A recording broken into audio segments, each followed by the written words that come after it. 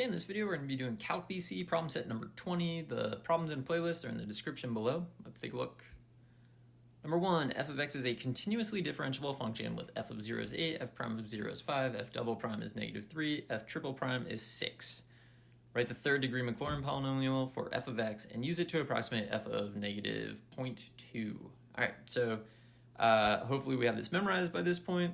We're just going to use the pattern and go through it. So we need the value of the function, which is 8, plus first derivative, and then x minus 0 to the first over 1 factorial, plus second derivative, which is negative 3, and x minus 0 to the second over 2 factorial, and then plus the third derivative, which is 6, so 6, x minus 0 to the third over 3 factorial.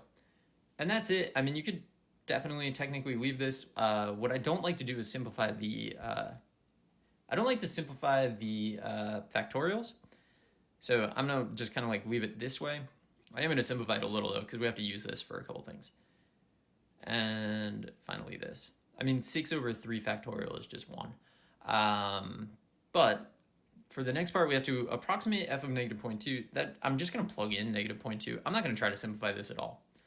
And you can leave your answers like this on the AP exam. I'm generally okay with this in class as well because this kind of calculation is super annoying to do by hand. So it just ends up looking like this. All right, let's take a look at the next part. We want to write the fourth degree Maclaurin polynomial for g of x, which is f of x squared. Okay, so this is usually easier than people think it's going to be. We've already written a series for f of x, or a polynomial for f of x. So it's 8 plus 5x minus 3 over 2 factorial x squared plus 6 over 3 factorial x cubed. We now want to write a fourth degree Maclaurin polynomial for f of x squared. So we're literally just going to take every x in our polynomial for f of x and replace it with x squared. So that's going to give us 8. We'll get 5x squared.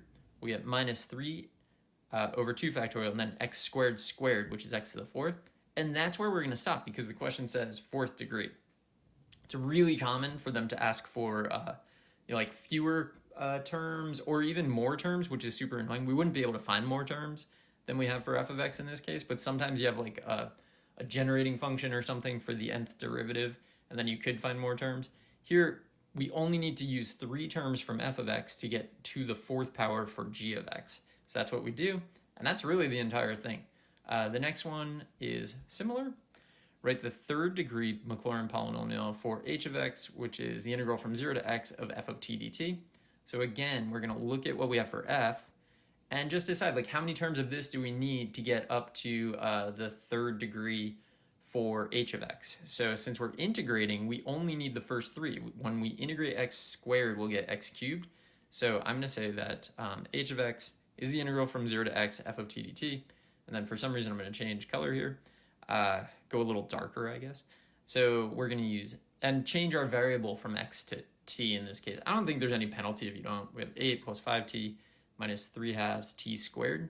We're stopping there because when we integrate, that'll take us up to x cubed, which is what we need for a third degree polynomial.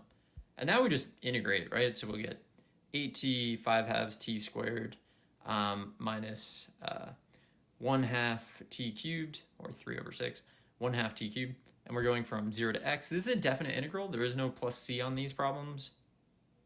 So 8x, 5 halves x squared, and then minus 1 half x cubed. So h of x is approximately this thing. Sometimes I'll do that at the end if I think there's like potential confusion with my approximate signs and my equal signs and I'm not sure. Or just to summarize nicely. I do that in videos more than I do that in real life when I'm handwriting things. Full disclosure. All right, let's take a look at the next one. Given the differential equation shown above with particular solution y equals f of x, satisfying y of 0 is 4. Okay.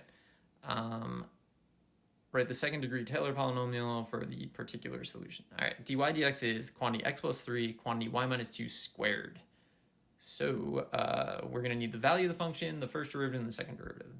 The function is given, right? F of 0 is definitely 4.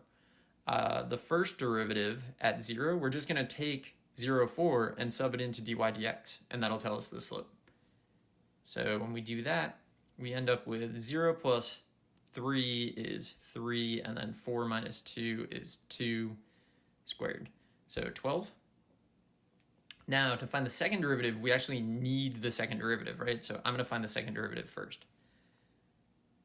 So it's a product rule problem first. Derivative of the second is going to be 2 quantity y minus 2 to the first times dy dx. Do not forget, every time you take the derivative of y, you'll get a dy dx in this scenario because y is definitely a function of x. And then plus second, which is y minus 2. Derivative of the first is just 1 because dx is 1.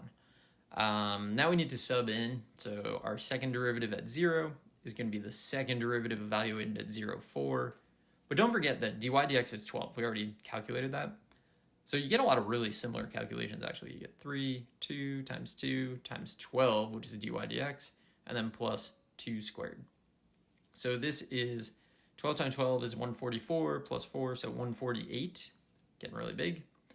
And then we just follow the pattern to write down our polynomial, right? So f of x is approximately the value of the function plus the first derivative, x minus 0 to the first over 1 factorial plus the second derivative, x minus 0 to the second over 2 factorial. So I always write the x minus 0. Not everyone does that, obviously, because you don't really need it, but like forgetting to write the center of the polynomial is extremely common. So I just write it every time so that I never forget it.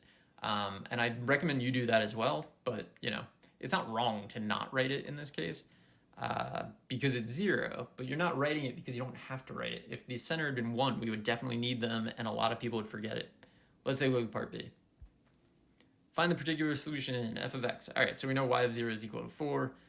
This is separable, so I'm gonna color code it and then I'm gonna separate and integrate. So everything with an x I'm gonna put in this blue color, everything with a y I'm gonna put in this like lavender purpley type color.